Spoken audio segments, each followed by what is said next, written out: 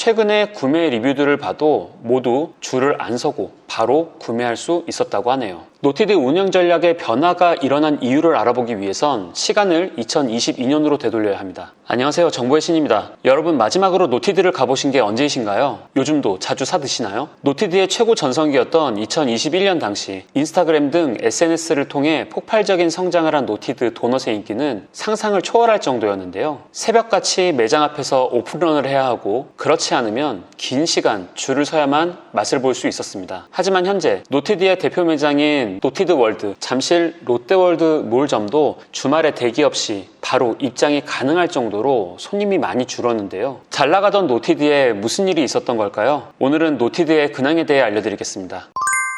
노티드의 시작은 2017년으로 거슬러 올라갑니다. 당시에는 자그마한 제과점이었는데 메뉴 중에 도넛이 인기를 끌자 도넛 중심으로 메뉴를 발전시켜 나갔고, 매장 분위기도 우리가 현재 알고 있는 아기자기한 미국 빈티지 만화 컨셉으로 변경하면서 SNS를 타고 더욱 유명세의 가속도가 붙었습니다. 노티드 하면 생각나는 시그니처 메뉴는 지금 보시는 우유 생크림 도넛일 텐데요. 그 외에도 여러 가지 종류의 도넛들이 유명하지만 저는 개인적으로는 라즈베리 도넛을 좋아해서 자주 먹었었습니다. 노티드는 지속적으로 신메뉴를 시장에 선보이면서 던킨 도넛 이후 다시 한번 도넛을 디저트 시장의 주류로 트렌드를 바꾸어 넣었었죠. 그리고 노티드는 이에 그치지 않고 기존 제품을 고객의 니즈에 따라 바꾸는 개선 작업도 이어갔었는데요. 또한 노티드는 공식 인스타 계정을 운영하며 다양한 이벤트로 고객들과 직접 소통하는 SNS를 통해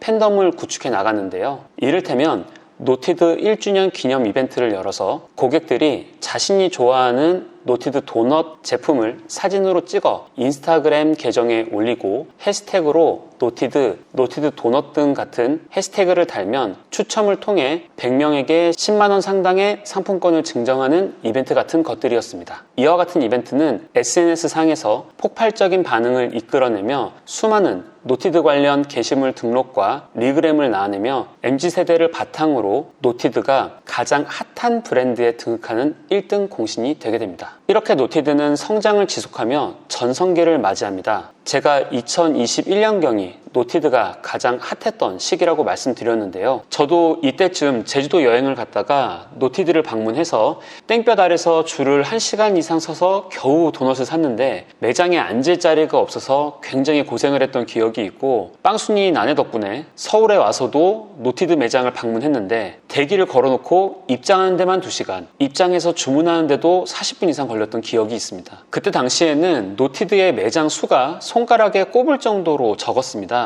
일부러 매장 수를 늘리지 않고 100% 직영점으로만 운영하는 희소성 전략으로 노티드는 큰 성공을 거두었는데요. 하지만 2024년 7월 현재 지점을 검색해보면 백화점이나 스타필드 등 대형 상권에 주로 입점하며 매장 수가 빠르게 늘어서 지점이 34개나 됩니다. 또한 수도권과 제주에서만 매장을 운영하던 전략을 바꿔서 최근에는 충청권과 호남권의 백화점에도 매장을 출점 중인 것을 볼 수가 있습니다. 사실 백화점에 입점하는 순간 그동안의 주요 전략이었던 희소성은 뚝 떨어지는 것인데 노티드는 왜 이런 선택을 했을까요? 앞서 말씀드렸듯이 대표 매장인 잠실 노티드 월드마저 주말에도 대기 없이 입장 가능한 것은 더 이상 노티드 매장을 찾아서 방문하는 것이 특별하고 희소한 경험이 될 수 없기 때문인데요. 스타필드나 대형 백화점 등에 입점된 노티드 매장들도 유동인구 덕분에 어느 정도 매출은 나오지만 특별히 노티드를 가기 위해 예전처럼 줄을 서는 모습은 찾아볼 수 없습니다. 최근에 구매 리뷰들을 봐도 모두 줄을 안 서고 바로 구매할 수 있었다고 하네요. 노티드 운영 전략의 변화가 일어난 이유를 알아보기 위해선 시간을 2022년으로 되돌려야 합니다. 노티드를 운영하는 기업 GFFG는 2022년 12월 알토스 벤처스, 쿼드 자산운용 등의 투자자로부터 300억 원의 투자를 유치했습니다. 당시 투자 자금을 통해 신규 베이커리 카페 브랜드 출시와 노티드, 호족반 등 보유 브랜드의 해외 진출을 진행한다고 밝혔는데요. 노티드의 성공을 국내에서 그치지 않고 투자자의 자금을 바탕으로 해외로 진출하고자 했던 것 같습니다. 하지만 GFFG는 노티드만 운영했던 것이 아닙니다. 다음과 같이 노티드 외에도 10여 개의 외식 브랜드를 운영 중인데요.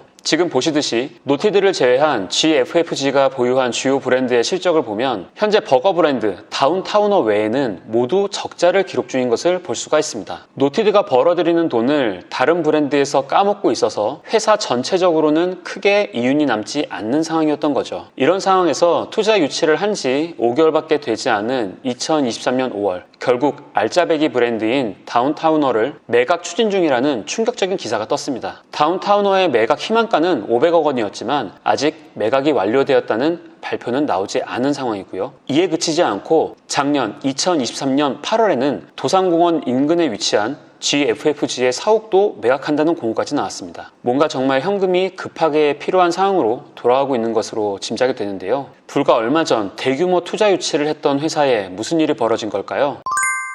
아마도 신규 브랜드 출시와 해외 진출 등을 진행하며 300억 원의 투자 자금을 빠르게 소진한 뒤 현금 흐름이 급격히 나빠지며 주요 자산을 매각해야 하는 좋지 않은 상황으로 흘러간 모습으로 추정됩니다. 실제 실적 추이를 봐도 GFFG의 매출액은 증가했지만 영업 손익은 급격히 줄어들고 있는 것을 알 수가 있는데요. 사실 투자자들의 투자를 받게 되면 투자 당시에는 자금의 여유가 생기지만 여러 의사결정 과정에서 투자들의 입김이 작용하게 되고 투자 자금 사용 후 만약 수익성이나 현금 흐름이 나빠지게 된다면 기업은 투자자들의 거센 압박을 받게 됩니다. 노티드의 운영사인 GFFG도 투자 자금을 사용하며 여러 확장 전략을 펼쳤으나 뜻대로 되지 않자 결국 알짜 브랜드인 다운타우너와 사옥을 팔아 현금을 만들고 캐시카우인 노티드도 희소성 전략을 벌이고 대중적인 백화점에 입점해 돈 버는 길을 선택하게 된 걸로 보이는데요. 최근 노티드는 백화점뿐 아니라 다른 브랜드와 콜라보를 통한 신규 출점도 진행하고 있습니다. 대표적으로 카카오와 협업한 강남 카카오 매장이 있는데요. 카카오 프렌즈 강남 스토어 3층에 입점한 샵인샵 컨셉으로 카카오 프렌즈의 캐릭터와 노티드의 캐릭터 이 둘의 콜라보가 시도된 매장입니다. 또한 최근에는 시크릿 주주나 쿠키런 같은 콘텐츠와 협업을 통한 팝업 스토어도 열고 있습니다. 이렇게 아이들에게 친숙한 시크릿 주주 그리고 캐주얼 게임으로 인기가 높은 쿠키런과의 협업을 통해 대중들에게 한 발짝 더 다가가는 모습을 보이며 예전의 영광을 찾으려 하는 모습이지만 이런 한시적인 팝업 스토어의 매출로 도넛의 유행이 끝나가는